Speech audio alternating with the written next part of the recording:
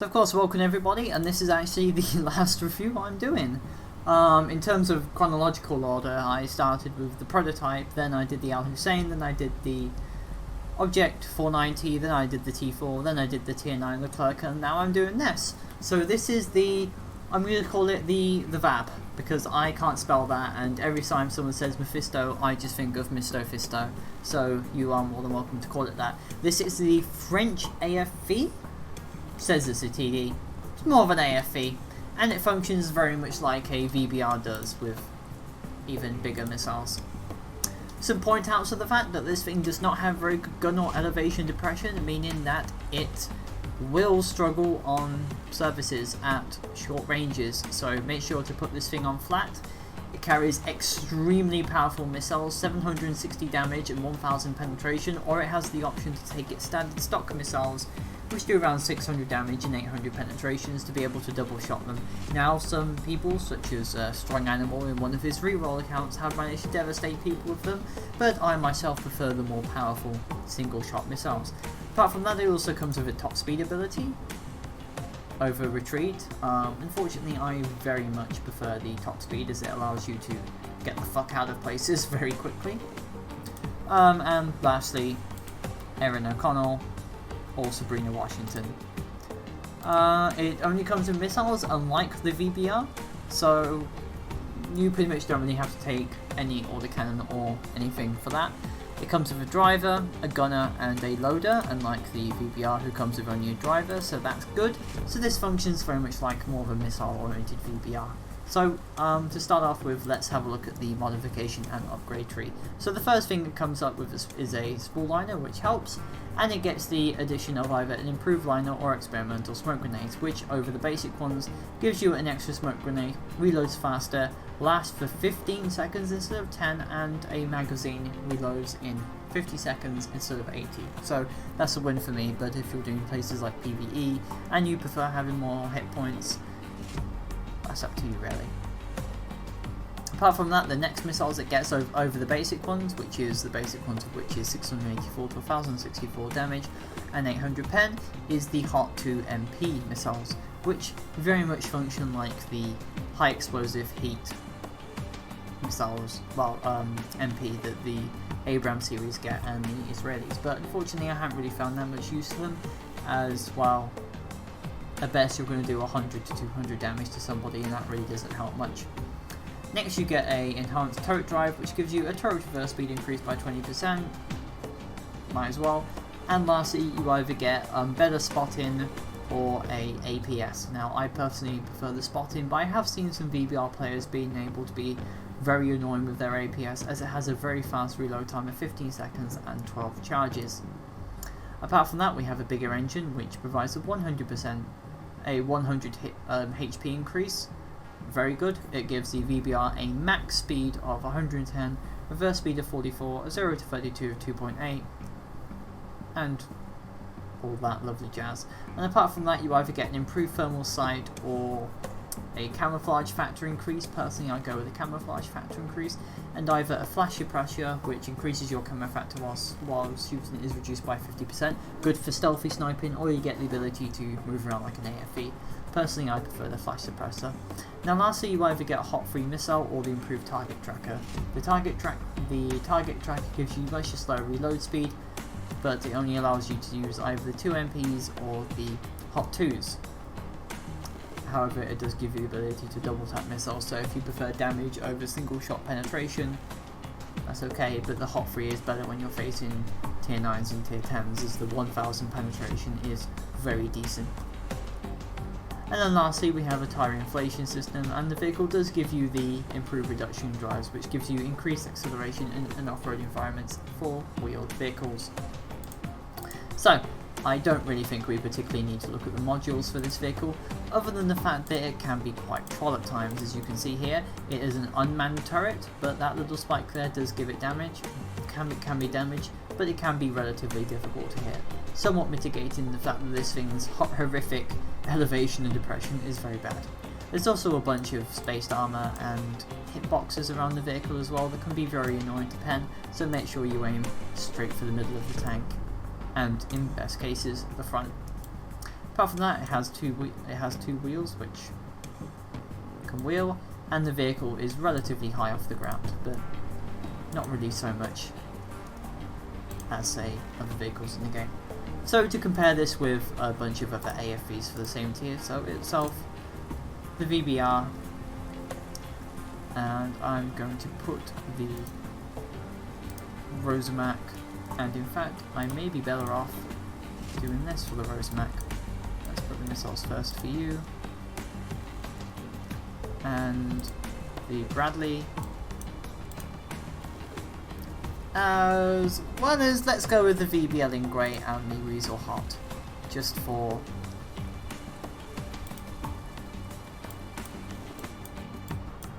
also, if the Weasel Hot gets those missiles, it's probably a good idea to replace those for yourself.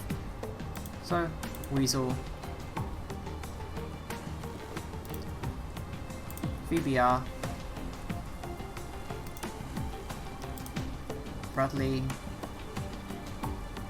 Did I not replace the solid cannon?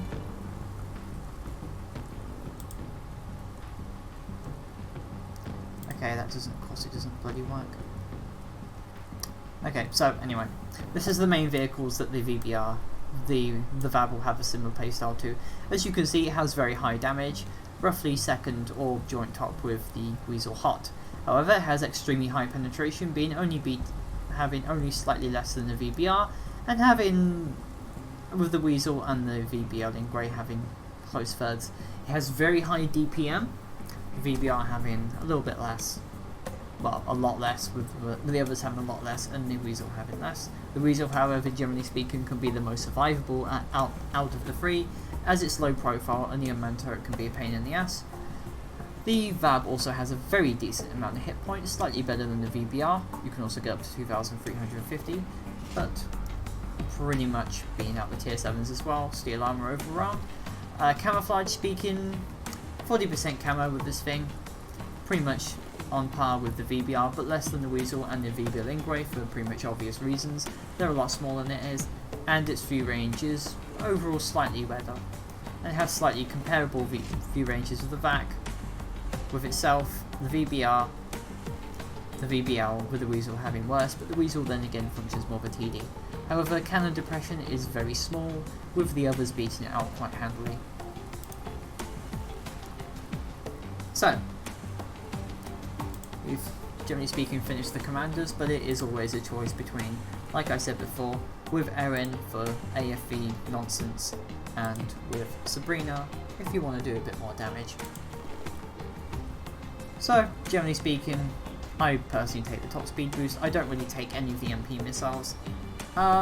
Usual retrofit there, and the standard AFV taking of electro-absorbing paint, telescopic lenses and augmented optics. It may say it's a TD, but it's very much more of an AFV. So I've got a couple of relatively decent games. They're not that great in comparison to what I can usually pull off with AFVs on a good day, but at the very least they're pretty decent, and I hope we'll show you what the VBR is capable of. It is a VBR, isn't it? No, it's a VAB. Fuck. There you go, it's a VAC. It's an ice cream truck of death, okay, with the camo. Okay, let's have a look at some games. So this was one of the first few games I had on Salzburg, and gladly the camera bug is here. Well, the camera bug is not here. I would like to point you to attention the fact that this is fast, and this game will mainly show you that while the missiles are good, unfortunately it seems to be combined with the poor elevation and depression of the vehicle, they can have issues. But regardless, still good. And unfortunately I did flip. This is a wheeled vehicle after all, and as we all know, the wheel physics are a little bit weird. But anyway, I'd like to say with the retrofits I have, the VAB is a pretty decent, sorry, VAC. We should probably call it VAC, considering VBR, VAC, VAB, VBR, there we go. Does sound a little bit too similar to each other, and they do generally have different roles, as the VBR has the Pele autocannon and it just has more powerful missiles. So, anyway. Usual place to go in Salzburg for me is this part of the map. It's not really that terrible. generally speaking, and it does give you at least some counter spotting to any MBTs or light tanks who are there, and for otherwise it's pretty decent. Now, as you can see there, I do miss, well, I do actually hit. Okay, that's good. A 828 pen is pretty standard with the Ramco 99, but I have been able to hit people for 1000 damage with this, and trust me, they don't have fun. So anyway, that's an APS hit. Do try and hit again, but I do end up reloading there. But a 912 hit is pretty decent, and as you can see there, when reloading, its missiles do go down, so that's a very telling prospect for a VCAC. Now, there are a couple of seconds of delay between when the turret moves down to reload and when it moves up. So it's more like, I'm going to say an 80-second reload. Apart from that, we're just waiting for a while at this point. Just got to see what's going on. Okay, hey, Tommy, how are you? Is he coming? I think he is. Weird. Anyway, that VT4 is still around, and let's see if we can hit him. So, turret ring. See if I can slap him again. Or not. I did? No, I didn't. Okay, that's fine. But as you can see there, the powerful pen is enough to go through the whole roost of a lot of MBTs, and do another hit, and he's on 88 hit points. So I'm pretty much sure they can hit him, and unfortunately with the camera bug there, it does mean that, of course, every time you fire and you reload, well, the thing pulls back.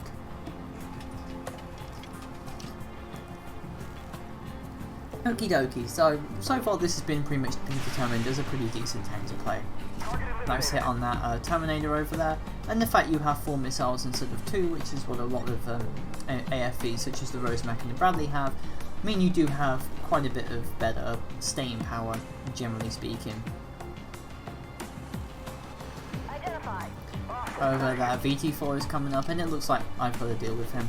Now, I do have 2k hit points, which unlike other AFVs of some tiers that have generally 1800, maybe sometimes as low as 16, you can afford to take a hit in the VPR, and combined with the turret roof hit there, always pretty good, and combined with the APS and the Spore Liner retrofit, maybe if you're going towards more of a survivalist playstyle, then those could be useful in armored warfare. So, a couple of vehicles running around. There is a striker over there. Can I hit him? His APS gets it. Can I? Yes, lovely jubbly. And lastly, we've simply got a Leopard 2, a Stingray, and a Centaur 105 to deal with. So, for now, we'll keep moving around. Unfortunately, those two guys are spotted, so the best thing for me to do is just to simply stay still for a while. Or, I could always move up. This is a pretty decently fast vehicle, especially with the engine boost, so you don't really need to worry that much. Unfortunately, I was spotted there, so at that point I pretty much thought that, well, hey, Escobar is probably there. The man does love to grind after all. Does he have an APS? He does have an APS. I prefer the control unit myself. But the APS is a pretty viable choice. So, there he is. And now it's time to figure out what's going on. So, could have a hit on that Leopard over there, but regardless, there we go, a beautiful hit there. And that VCAC is over there. He's using the bullshit commander, but hey, spotting damage is fun. So, let's have a look at another one.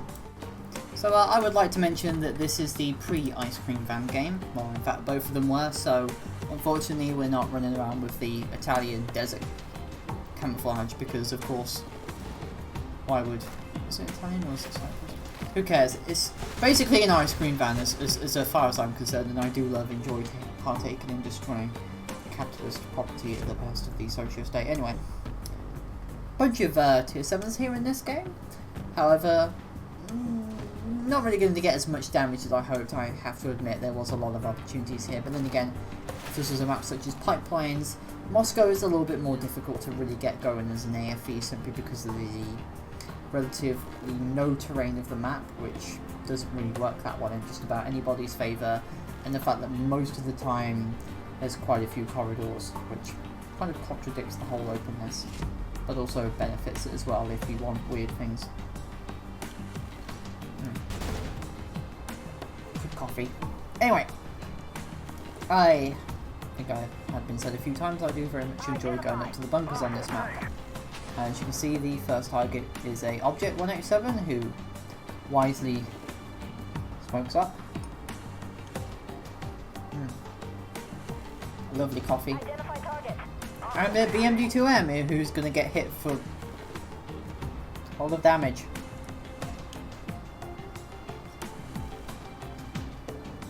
I find that this thing's missiles are generally speaking very quick to go, so the enemies usually don't have as much reaction time as they used to.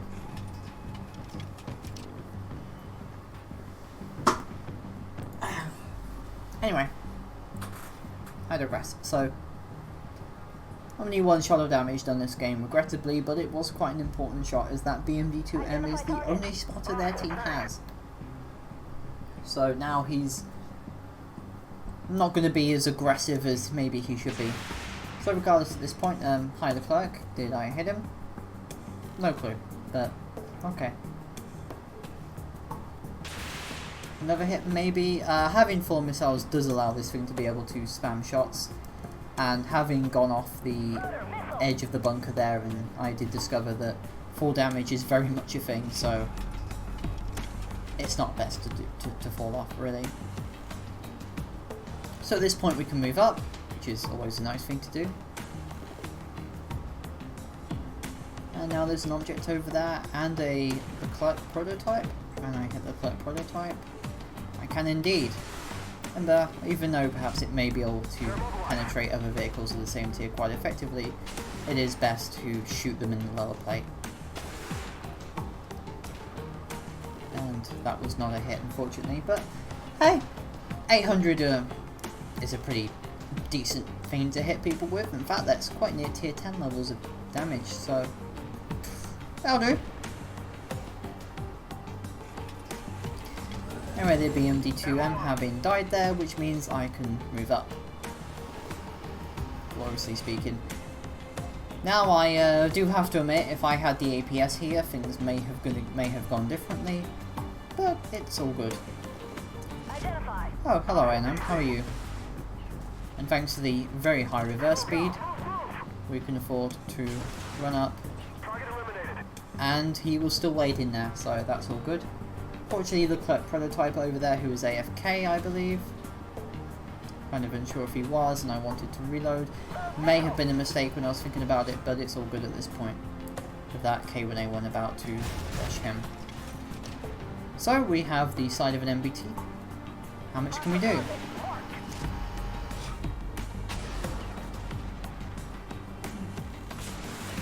As far as I'm concerned, that was pretty decent. 980 damage to a MBT like that? I'll say that's pretty good. And as you can see here, despite the fact this thing is actually quite chunky, it can move around pretty well, and it's only really thanks to the weird vehicle physics in AW that you don't really going to see me zipping around that much, but it's okay. And the missiles do a pretty nice amount of damage as well. Would I have done more damage with the double tap missiles? Perhaps. But it's okay. Everybody has their preferences, and I'm not going to rag on people who choose the APS, but I will rag on people who take the survivability commander, because that's just fucking annoying. So, anyway, at this point the game's pretty much over for the enemy. They're heavily outflanked at this point, and now I'm going to do something incredibly stupid. Remember, no matter how powerful your AFE is, please don't do that. Yeah,